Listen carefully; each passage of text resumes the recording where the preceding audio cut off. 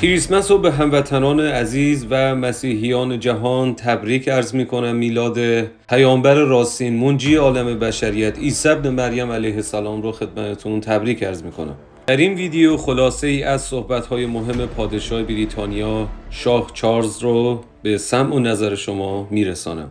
در سخنرانی کریسمس شاه چارلز سوم در سال 2025 که امروز از BBC و شبکه‌های دیگر پخش شد، اعلیحضرت روی چندین مسئله مهم معنوی و تاریخی انسانی تاکید کردند. این سخنرانی در کلیسای تاریخی وستمینستر ابی ضبط شد و موضوع اصلی آن را شاه زندگی معرفی کرد، یعنی سفر معنوی انسان در طول زندگی همراه با مسابقه زیارت به یادآوری درس‌های گذشته و امید به آینده. نخست زندگی به مثال زیارت. شاه چارلز گفت که زندگی هر فرد نوعی زیارت است، مسیر پیش رو به سوی آینده و همزمان بازگشت به گذشته برای آموختن از خاطرات و تجربه‌های تاریخی. او اشاره کرد که این مفهوم در دنیای مدرن هم هنوز معنا دارد، به ویژه در روز کریسمس که بسیاری به ارزش‌هایی چون ایمان، امید و نیکخواهی می‌اندیشند بیش از پیش اهمیت دارد. پیوند با تاریخ و سنت‌ها.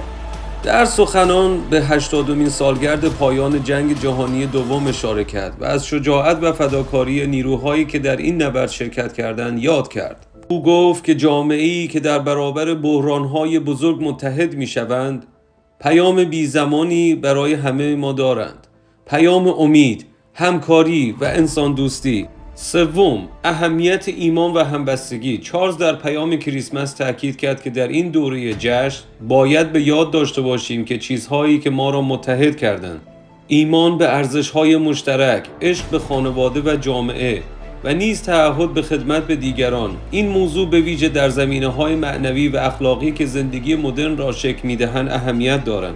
پیام به جامعه جهانی. شاه پیام خود را نه فقط به مردم بریتانیا بلکه به کشورهای مشترک المنافع نیز فرستاد، جایی که سنت سخنرانی کریسمس از دهه 1930 ادامه داشته و نمادی از پیوند فرهنگی و تاریخی میان ملت هاست. او گفت که این پیام باید نوعی الهام برای ساختن جهانی بهتر و با اعتماد بیشتر به آینده باشد. دعوت به تعامل و امید. در پایان چارلز از همه خواست در این فصل جشن که همزمان شادی و تعامل را به همراه دارد، لحظه‌ای برای بررسی ارزش‌های انسانی، اندیشه‌های معنوی و همبستگی جمعی اختصاص دهند. او گفت هر یک از ما در مسیر زیارت زندگی ما می‌توانیم با همدلی و مهربانی امید را در دل‌های یکدیگر تقویت کنیم.